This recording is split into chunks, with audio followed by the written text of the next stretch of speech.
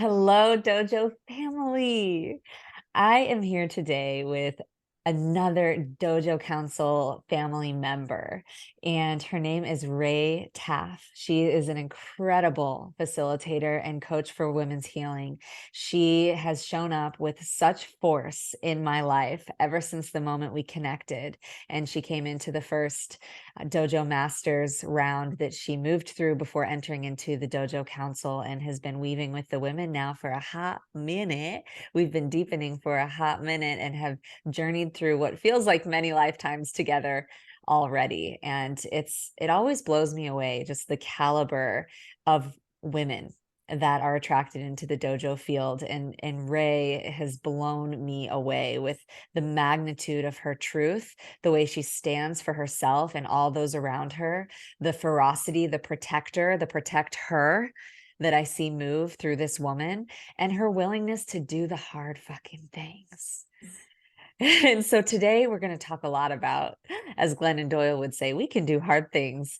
And Ray really demonstrates that, there's an honesty that flows through you, Ray, where I witness you look at the edge of what you're like, fuck, that's going to be a hard thing. And then you look at that leading edge, and I just witness you there might be some squirm just like the rest of us, but I just witness you lean in again and again. And on this episode, I'm curious, to hear more of your journey around, the shadow pieces that you've seen rise within yourself, how you've met those edges within you, and what it's looked like to unlock more of your liberated expression as an incredible invitation for deeper embodiment in women all around you.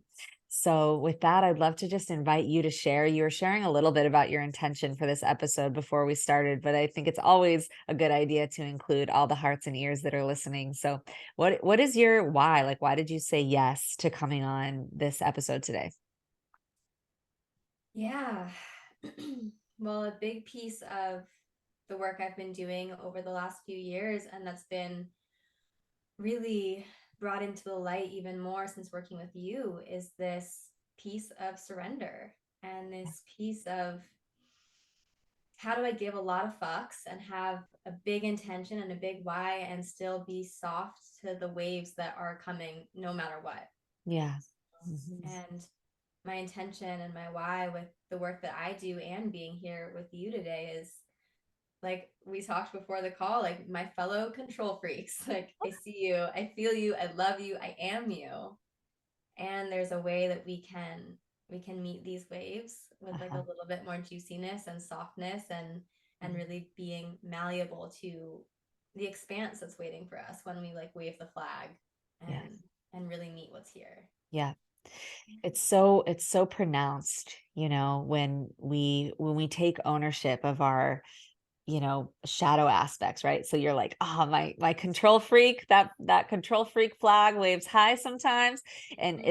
it's wild because life operating as you, in reflection to you, in invitation to you, will organize itself precisely, specifically if there's a strong controller in you, a strong controlling aspect, which is a protection mechanism, right? That developed along the way to protect from some experience of being totally out of control and it not being safe. Right. And so we have a lot of compassion for all those of you who are listening who have a strong controller as well. I mean, I'm raising my hand too, who, it's a strong and useful protection mechanism to learn how to control everything in your life as best as you can. And then there comes a time where it's exhausting because it's like you're arm wrestling life, and that's just not a battle that you're going to win. And so the design of it is exquisite because as we go on our journey of awakening, we recognize that we actually are the center point, the magnet, and we will attract into our field more intense and more intense circumstances that force us out of control.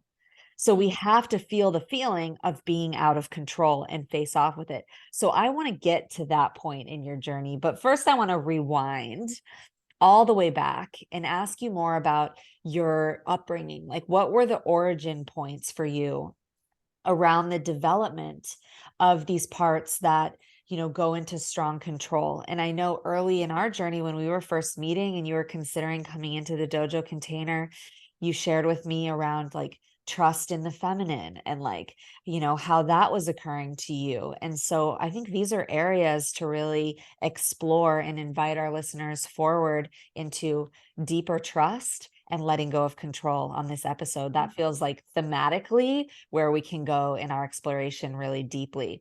And for those of you who are listening, as always, I really love to invite a ceremonial and intentional field. So I'd love to invite all of you to slow down wherever you are, whatever you're doing, and at minimum, just take a deep breath.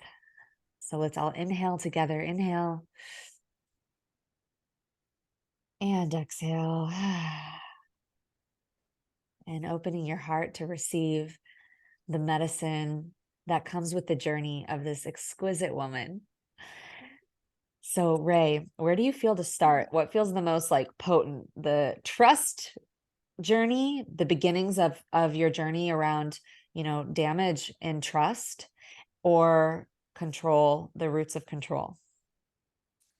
I mean, I think they're one and the same. Yeah, And the first piece that was like coming up as you were speaking was the control freak tendency can be like very covert and very sneaky. yeah, Like anyone who maybe isn't in my core 10 would be like, Ray's a control freak? Like, what? Like, she's like so flowy and sensual. And we can convince ourselves that we're very trusting and that we're very open and that we're so embodied.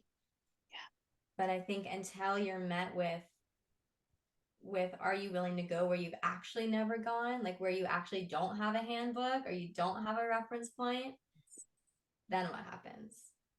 And so I think even just like starting there with this awareness of like what is surrender, what is trust, and we can talk about it later, but I got my taste of that in our medicine ceremony. I was like, yeah. I am fucking trusting, like I'm surrendered. Uh-huh. But it's when it's new territory, it's a whole new game. Totally. And it was so interesting because Ray and I went into deep journey work together. And in that space, there was fear, and there was, of course, my experience with plant medicine teachers is that they're not going to put anything in you that wasn't already there, but they certainly do operate as amplifiers for what is there. And so when we come in with the strength of intention, the way you did in our work together to transform control, to let go of control, trust more deeply, move into deeper surrender, everything that isn't that is going to occur in the space so that you can really see the mechanism that operates when things aren't going the way that you want them to, when it doesn't feel perfect, right? And then in that scenario, it's like, wow, that all this that I'm feeling is what I would feel in my life on a day to day if life was not going the way that I wanted, if it was hard and I felt out of control. All this is coming up, but the experience of going into deep ceremony work together sort of condenses it and amplifies it all at once into a shorter period of time, so you get this microcosmic hit of what we've been avoiding in the macro of our life over an extended period of time. And so it was really powerful to witness you in that journey, go through the full arc. Like there was a point where Ray just wanted to kill me. She was like, and we really sat with it, through all the way through the end of the night and into the next day. And I witnessed you turn a corner real quick, like within 12 hours, to actually surrender into the medicine that was there for you that evening. And so you brought it forward. I'm wondering if there's any words you want to say about your experience of actually facing off with the things you feared the most during that experience. Yeah, I think that was that was the first time that I got to experience myself experiencing trust and surrender because going into ceremony we were in deep prayer, we were in deep devotion, deep setting ourselves up for this experience. And so I was like, okay, I can surrender knowing that my fears might happen. Yeah. But then when we got in it, I was like, oh fuck, they are happening. Now how do I surrender while my biggest fears are happening? And Right? how did While you? my what was that? And how did you? I didn't. and it was a torture chamber for like 8 hours. Yeah. I didn't get there till the next day. Uh-huh. So it's important to name that, so listen to the moments in your life when you feel like you're in a torture chamber. And these are most often the moments when resistance and a resistance to surrendering and just accepting what is present. Yeah. Like I know for myself, recently during this eclipse, really intense eclipse portal time, I found myself in some old patterns and I just was not able to accept fully what is, and the resistance to the experience that is here. The resistance to the experience that is here is also for me the same as forgetting that it's happening right on time and for me. Yeah. Right. And so as soon as I remember that there's a reason this is happening and it's always happening for me, and every time I look back without exception, I can see that every torture chamber moment that I've been in an enormous amount of resistance has been exactly the medicine I needed to learn how to surrender, to drop that resistance, to feel what was underneath the resistance. Because all resistance, all fear is a fear ultimately of feeling something. So when we're in resistance, the torture is coming from the resistance to the experience of feeling the thing we're afraid to, which is the out of control feeling in this case, right? Which is the I'm not okay feeling in this case. And it's true, there's a lot of compassion we can apply there because prior versions of you did not have the tools at the time to handle it. And that's why that protector came online strong to protect that little girl, to protect that teenager, to protect that woman who didn't have, figures that were able to support her in the way that she needed at the time. So you became that for you, which to me, I'm like, that's exquisite. And of course, that's a challenging protection mechanism to dismantle because it's been effective. So for all of you type A, high performer control freaks, there's a reason that this mechanism has been operative for so long. It's because it's worked. Yeah. It's worked to a certain degree to keep you safe, to keep you successful, to get positive affirmation and validation, to feel loved for the, of how effective you are in the world, for knowing what to do and how to do it, right? There's positive validation that we get and support and love and safety that we get from that place. Now, there comes a time where it becomes exhausting. Yeah. There comes a time where there's a turning point where we just can no longer maintain the facade of where it's coming from and act as if it's truth, because the place it's coming from is from fear of it not going right, of not getting the love, of not being effective, of not having it be perfect, of not knowing what to do. And so if how we're operating in the world is coming out of a resistance to anything, it's going to have to exhaust itself at some point, and everything that we create and every relationship we have will be laced with the frequency of that resistance in some way, which means we have to hold it all together. We have to preserve it because we're resisting losing it. And the nature of life is change. The nature of life is that chaos itself reorganizes things. Wildfires burn the trees to the ground, which creates the nutrients that are necessary for new life to birth. The way nature and the storm comes, it reorganizes life. We have to go through these kind of apocalyptic periods in our lives to have a life that is that sustains freshness.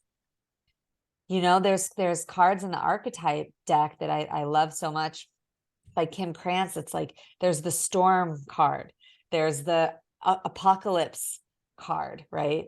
There's these archetypal mechanisms that are essential for the force of life to renew itself.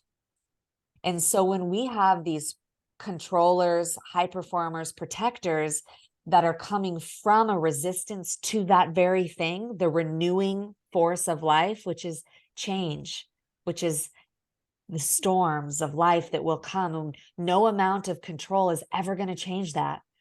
And so when you came into the ecosystem, the dojo container, what I heard you say underneath it all is, Z, I want to be the me that embraces the storms when they come. I want to be the me that surrenders into the moment and can listen to the truth of my heart no matter where I am. I want to become the eye of any storm and really trust that. And so if you're listening and you feel that too, feel that place in your heart that can relate. Because I know I've been in a careful, I can only speak this, you guys, because I've been seriously in the most careful study of it over the last couple of years. For the first time in my life, life came in and said, Zahara, you're ready to be demolished over and over again.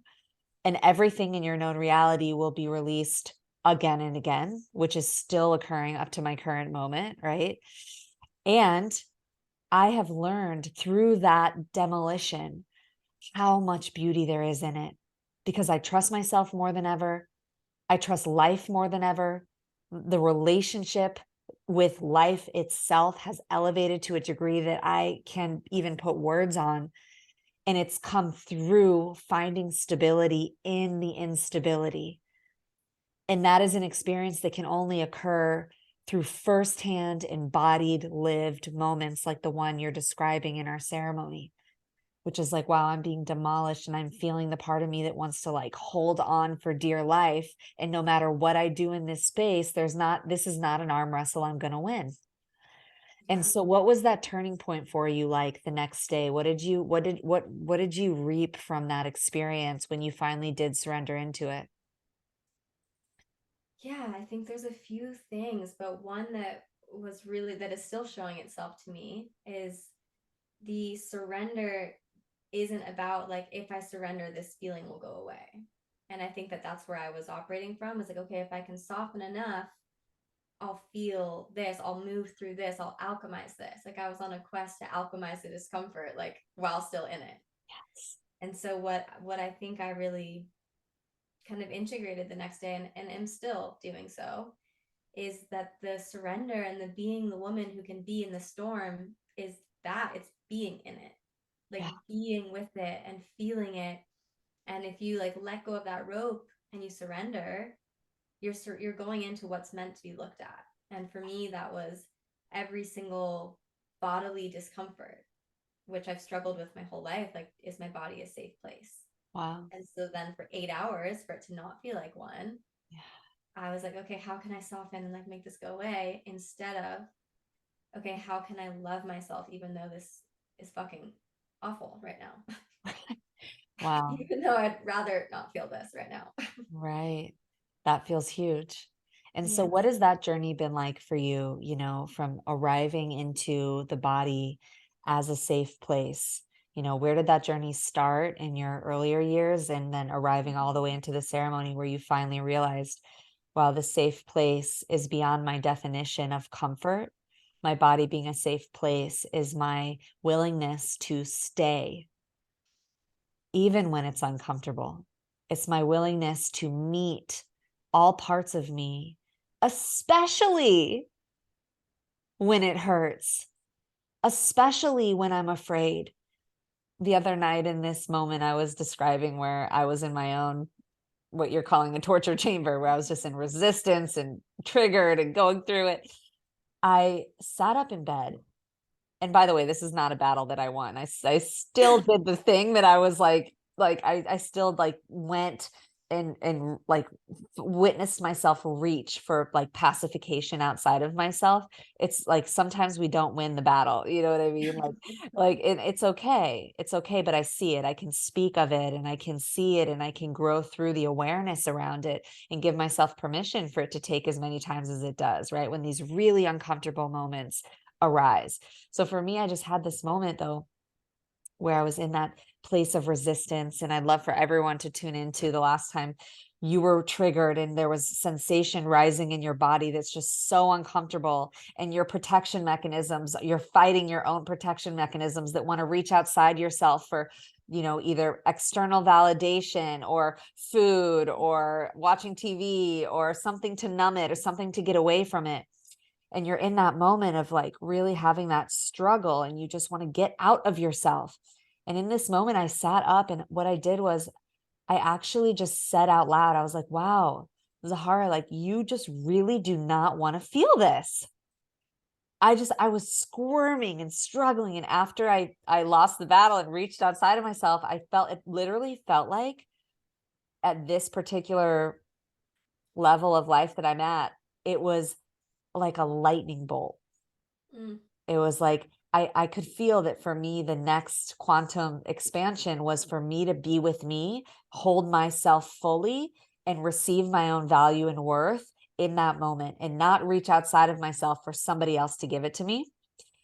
And I struggled with it for like a couple of hours. Like I was up, I was jet lagged, I was up at 5 in the morning and just like in this discomfort that's on the other edge side of a particular trigger, a relational trigger. And I my mind, the mind stories that come when the sensation in the body is so uncomfortable and you're kind of between the you that has been and the you that is becoming. Do you know that feeling? It's like, wow, you're in the struggle between those two. And sometimes you just kind of say, fuck it, I'm gonna the you who I was wins, and you just do the thing that you know is not the thing to do. And I did it, and it was literally like a lightning bolt came through my body, and it was like like as if I touched an electric fence. It was like and my whole system, it literally felt like the action that would the out of alignment action that actually drains my energy more at this juncture, or like my higher self, something has set it up now where I'm literally beginning to get like a jolt of electric fence energy that was like, no. And so I was like, whoa, okay, girl. And then that's when I was like, that's when I sat up and I was just like, wow, Zahara, you do not want to feel this. You just really don't.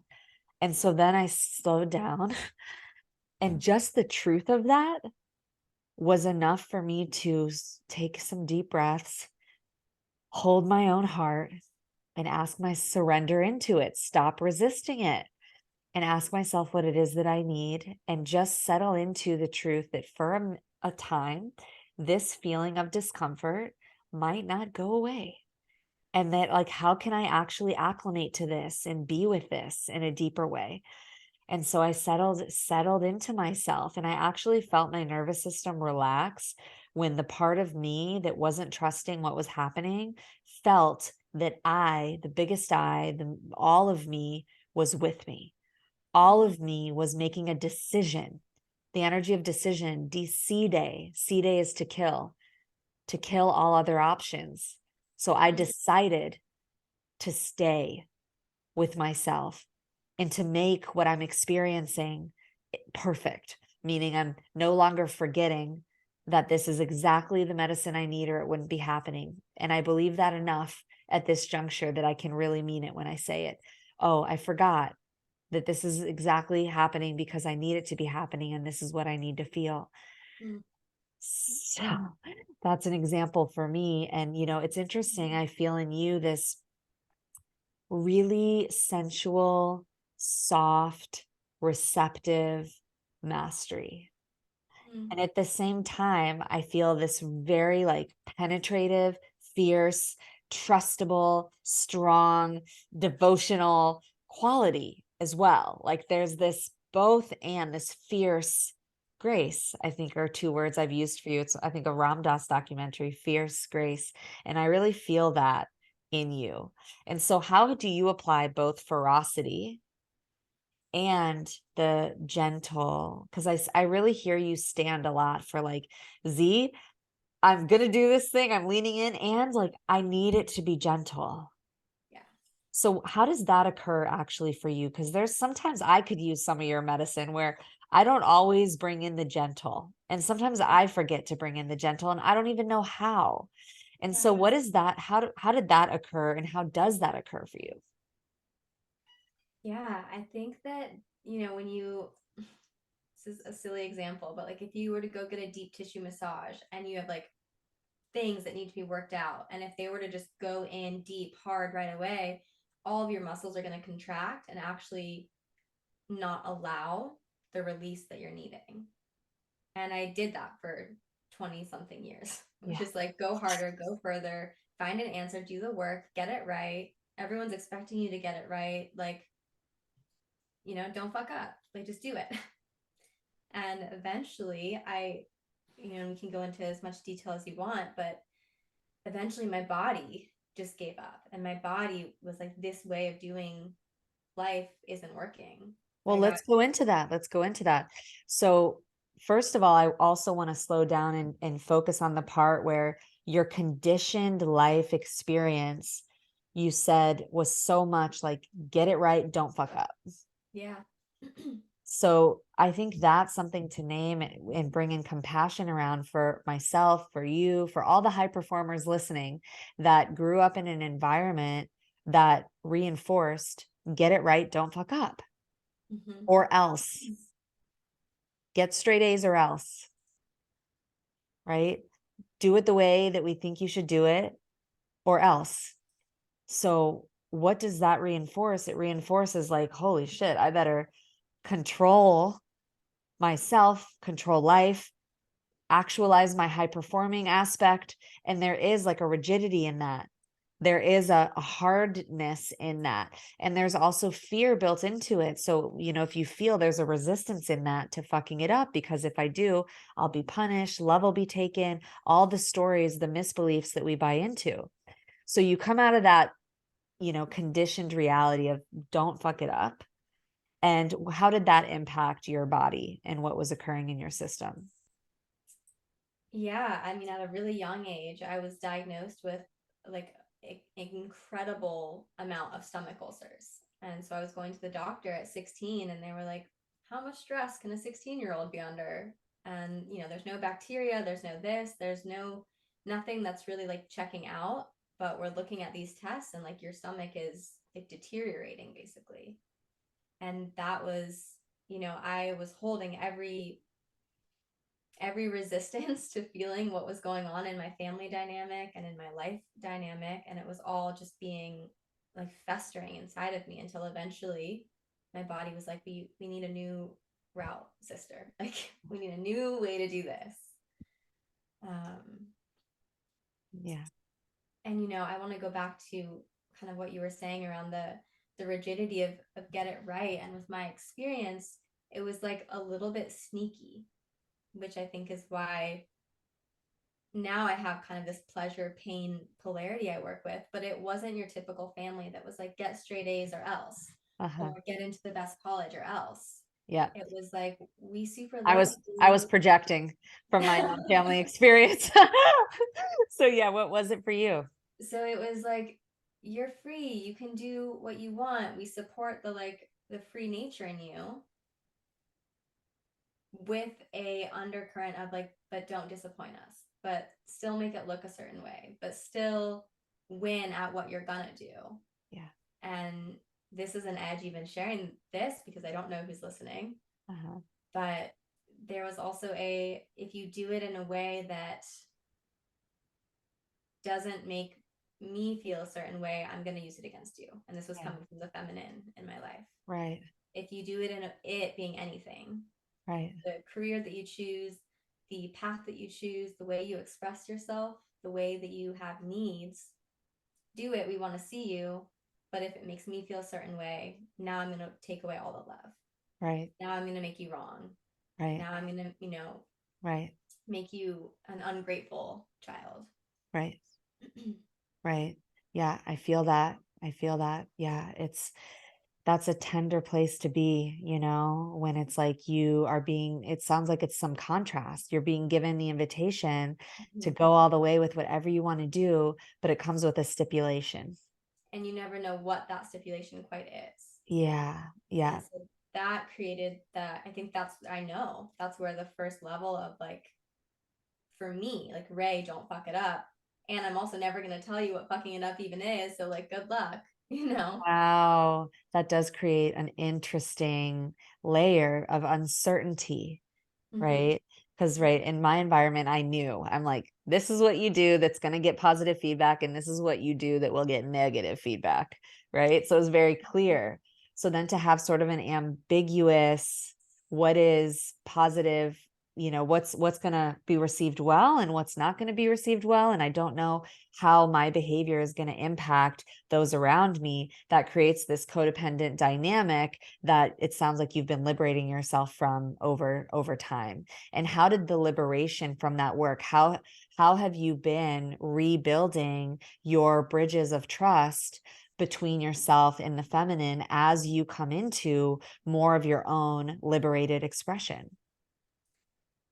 I mean, I attracted a lot of the same for a while first, like a lot of the same. Yeah. Isn't that wild how that happens? It's crazy. Yeah. Like really triggered, like early 20s, when people would be like, everything's a reflection of you. And I was like, what the fuck? Like these people that are treating me awful, like I'm a nice person. Like I didn't grasp that I'm the reflections I'm receiving are the universe being like, hey, babe, like we've got a big thing to tend to here. Yeah. Like see it, feel it.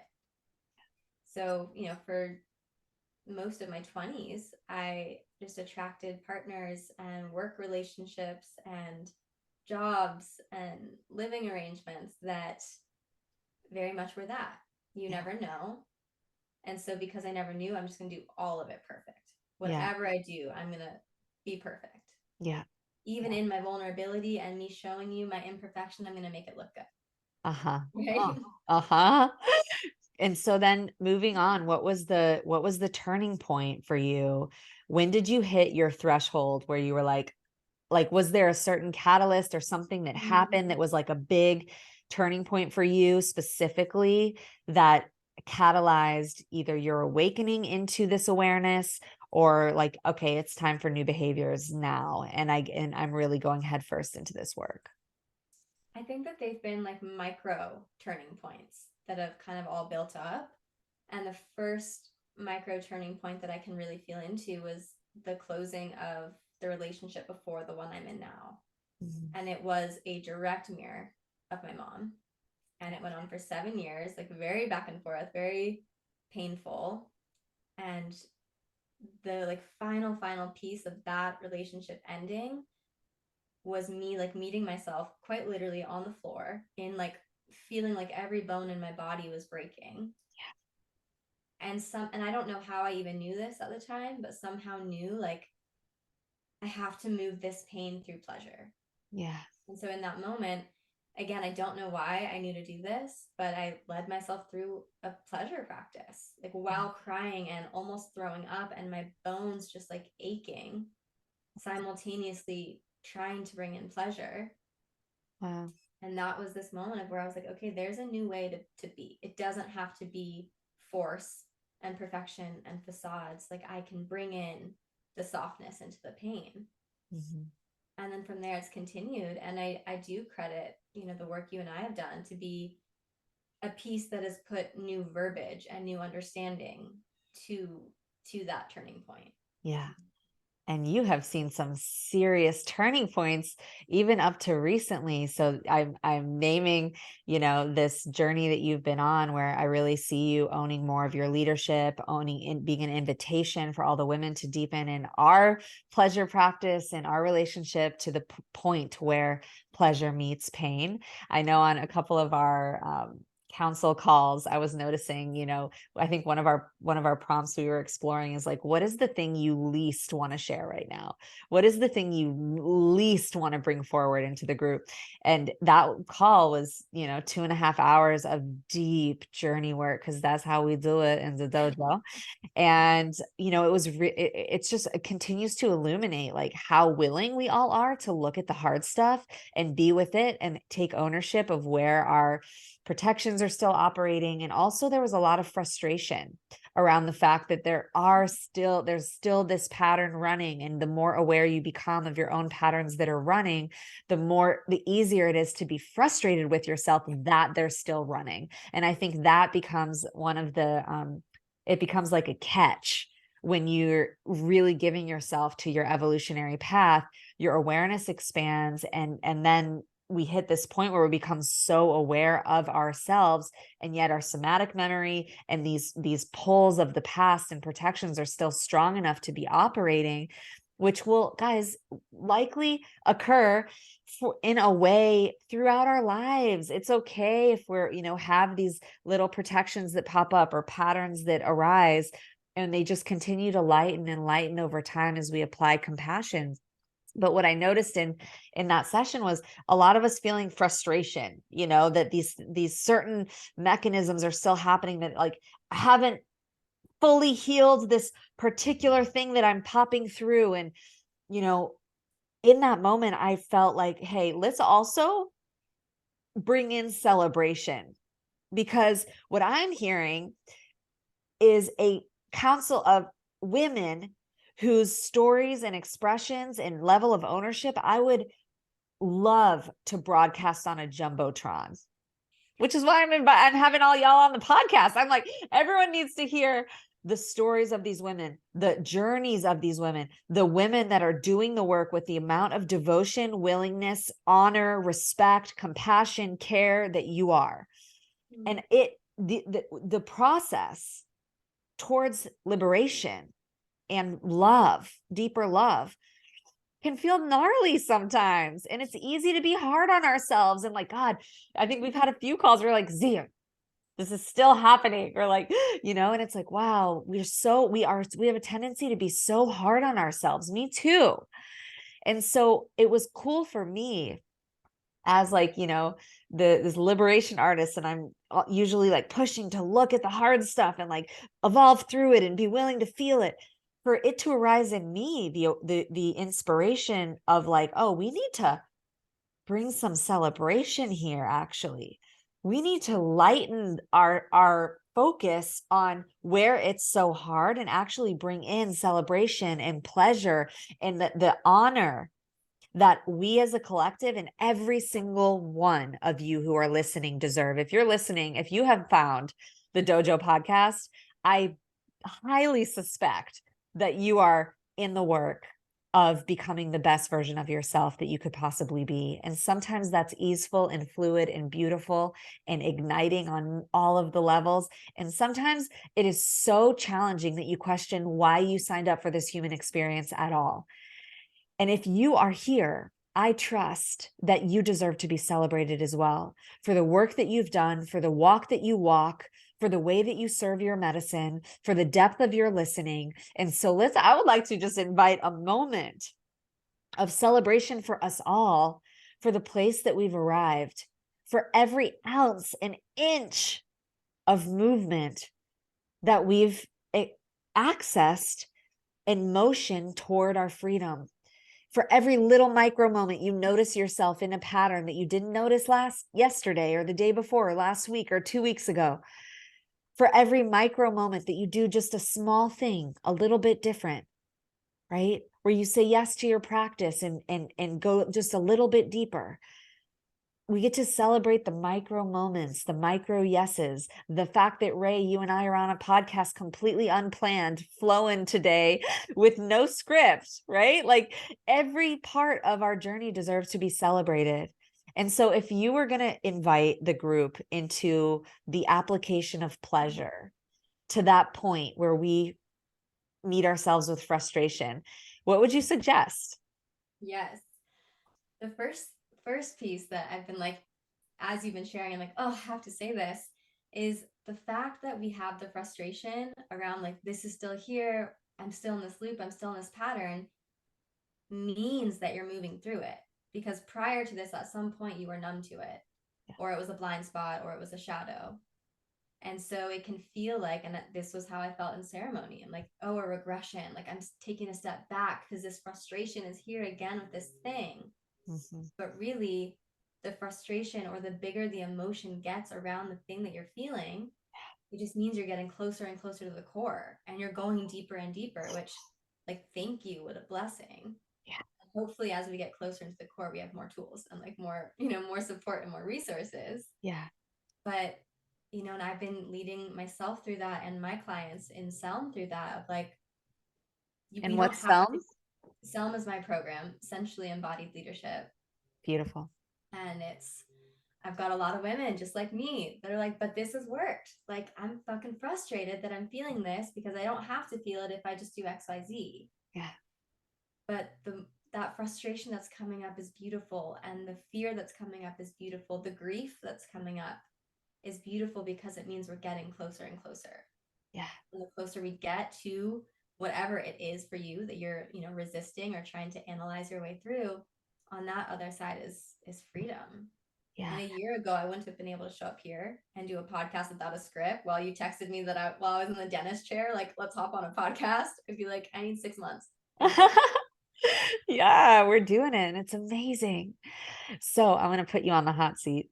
Okay. So if you imagine that, I'm your client and all of the humans that are listening are receiving from you. And I can imagine how deeply we're all relating. I'm relating, so I'm imagining that anyone listening is relating to that place, right? Where it's like, Mhm. wow, this particular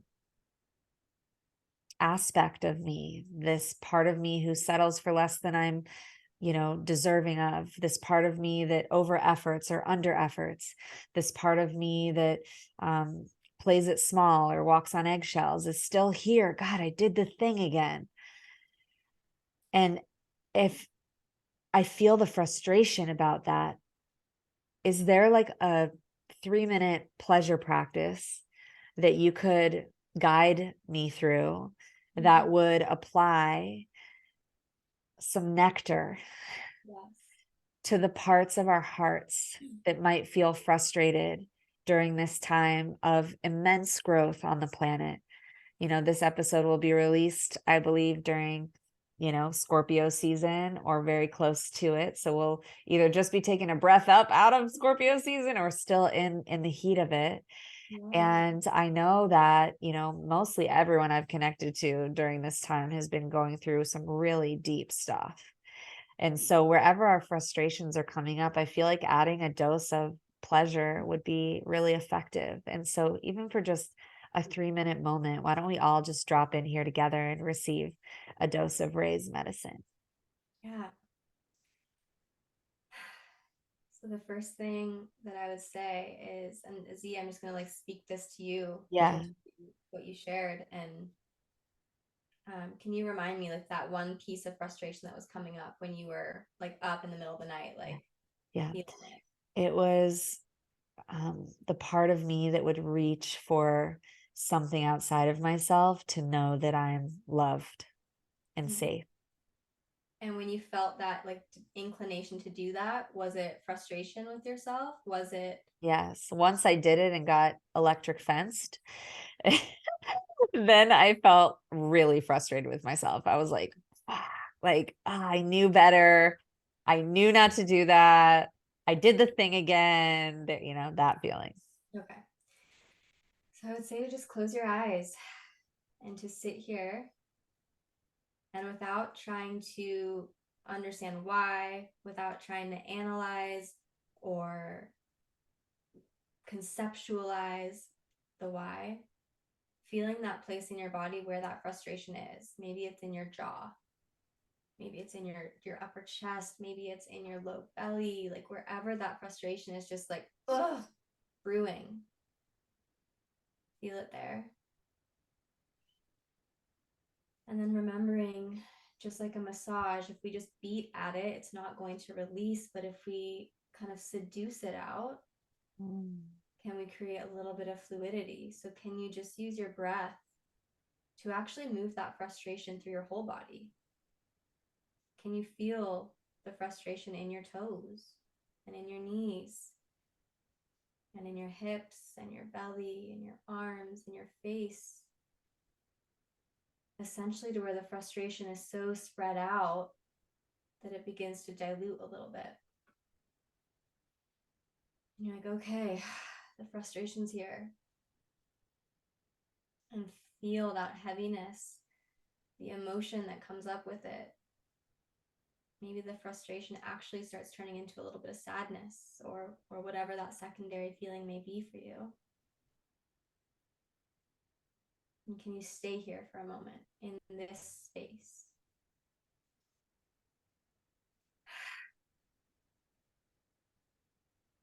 That feeling of frustration, anger, fear, confusion, all encompassing in the entire body, knowing you're safe enough to feel it. You're not going to be lost in the abyss. We can feel it in the whole system. The more space we give it, the more it starts to dilute a little bit and lose a little charge. And then at the same time, right now, can you picture yourself and that feeling you get when the first ray of sun of the day hits your skin? And that feeling of, oh, no matter what I'm going through, damn, that feels good. And you feel the sun move and it touches another piece of your skin.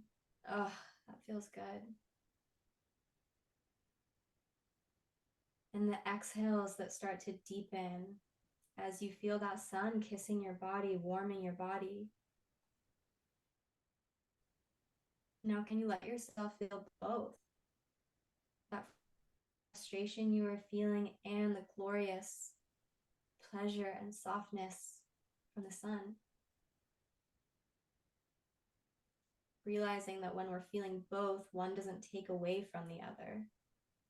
The pain doesn't ruin the joy. The joy doesn't take away and heal the pain. But it becomes this full spectrum, all allowed, full permission, surrendered to what is existence. Mm. And finding that middle ground. Mhm. Both, always both. And letting that joy and that pleasure just wrap around your pain, your frustration. And breathing into that and carrying that with you.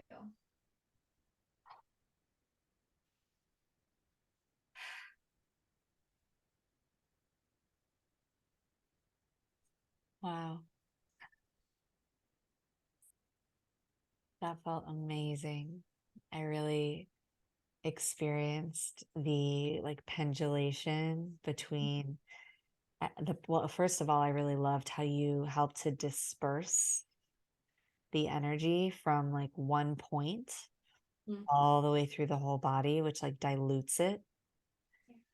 And it's so cool to like engage ourselves as truly emotional alchemists. Like you are the only one in there. You are your own greatest healer. You are the one feeling it and you are the one healing it.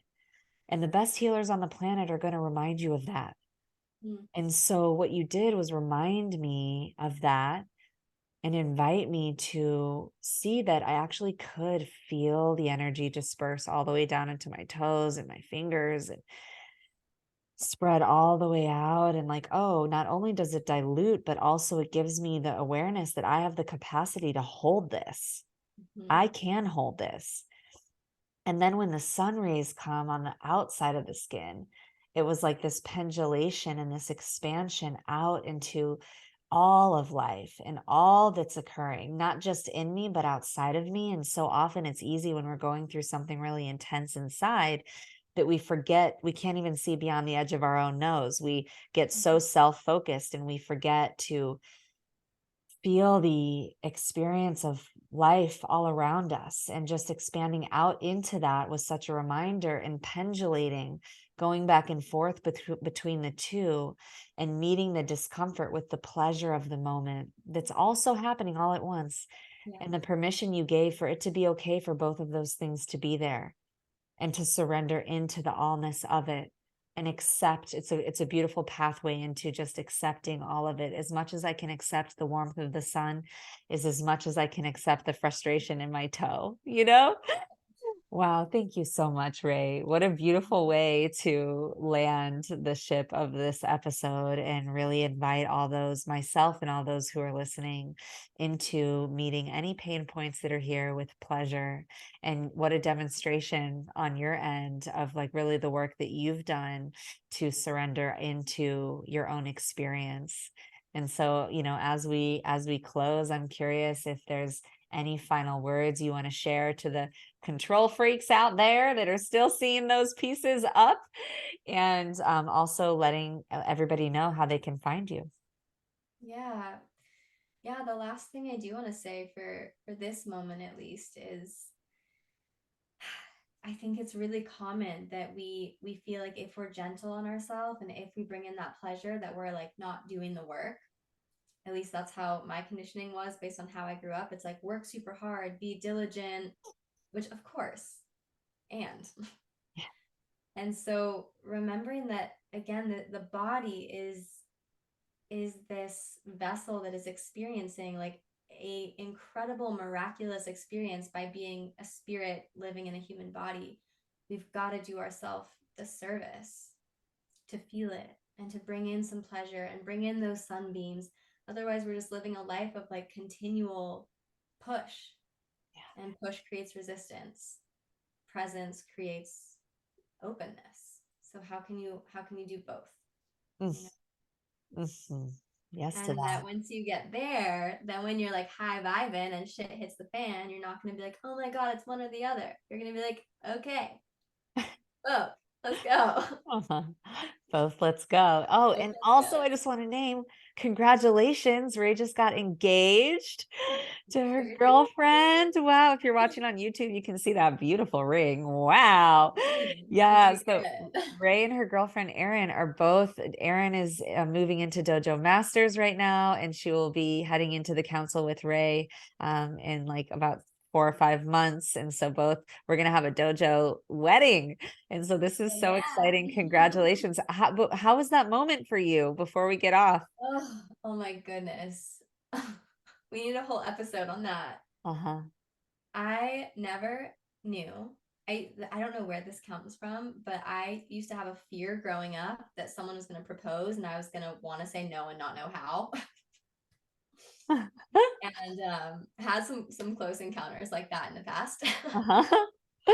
And this experience with Erin was, even the way she set it up and did it was a full expression of our life we're building, of our love.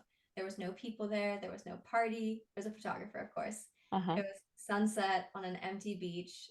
She read me the most beautiful, beautiful, like novel of a poem. And it was like the only thing I could see were her eyes. And it was like divine love. You know, we've come up against a lot in our relationship, a lot of people not supporting us, a lot of people not on our side. And in that moment, all I felt was like God love, goddess love, spirit love, all my guides, all her guides being like, this union is here for more than just you two. And it's gonna be big. And there was the most freedom in that. Yeah. I always thought like full commitment would feel like sacrificing a piece of myself. And this felt like elevating both of us. Wow. And it's just the beginning. So Oh, yes, yes, yes. Bless this union. Bless your love.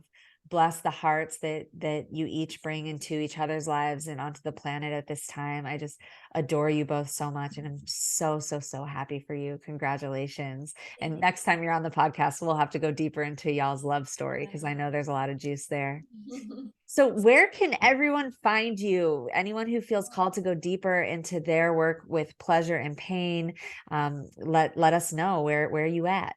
Yeah, so right now Instagram is the best place to connect with me. It's just Ray Taaffe, Raytaaffe. My last name's impossible, but it'll be in the show notes, I'm sure. Uh-huh. But yeah, so I run SELM, which is my program, Essentially Embodied Leadership Methodology. I run a couple group programs a year. So getting on the wait list now will help get you a spot in 2023. And then I do one rewilding retreat in Costa Rica. That's once a year, and it's for women who have moved through SELM. So SELM is where you start, the retreat is where you move to, and then from there we have smaller group pods for continued support. But yeah, Beautiful. Instagram, go in my bio or send me a message. Just give me your email, get me on the wait list, and we open it up the end of January for 2023 groups. Ah, perfect, perfect timing.